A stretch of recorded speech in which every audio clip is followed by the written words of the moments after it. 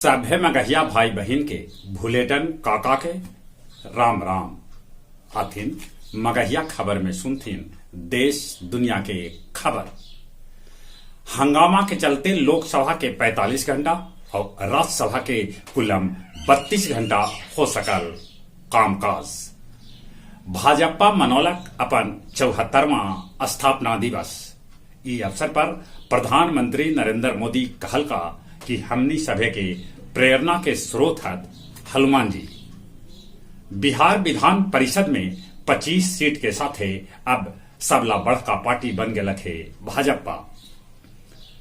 मगहिया दलान अपन 106वां ऑनलाइन कार्यक्रम में आयोजित कैल कवि गोष्ठी जकर अध्यक्षता डॉक्टर मिथिलेश और संचालन कृष्ण कुमार भट्टा कैल का। जाति गणना में नया कोड जारी कैल गए है। सूची से 3 गो जाति के हटावल गए है तो 2 गो जाति जोड़ल गए है। मघी महापदयात्रा के आज दोसर का दिन है जे टेकारी से शुरू होल। दोपहरिया में सिमुआरा गांव के विजय बाबू के घर पर खाए पिए के इंतजाम कैल गए। पूरा गांव लगल भिड़ल रहा। फर्जी वीडियो मामला में मनीष कश्यप पर तमिलनाडु पुलिस लगौलक रसूका। झारखंड के शिक्षा मंत्री के चेन्नई में हो गलक मौत। पटना के शास्त्री नगर इलाका में 100 से बेसी झुगी जर के हो गए खाक।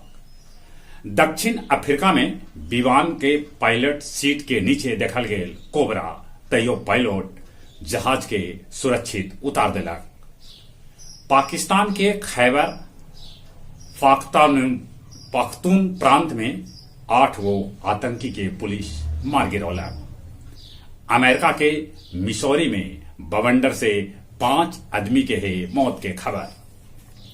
चैती पुनिया के अवसर पर कैल गेल झारखंडेश्वर घाट पर फल्गु महाआरती।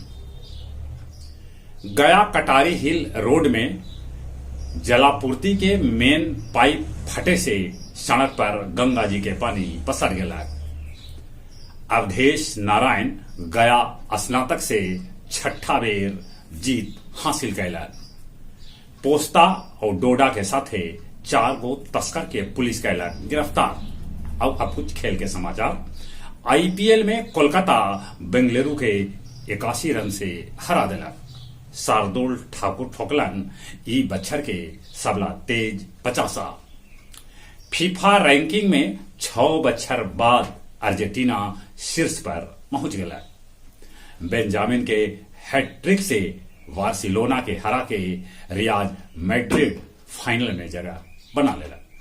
चली एक बार फिर से अपने सभे के भुलेटन काका के राम राम।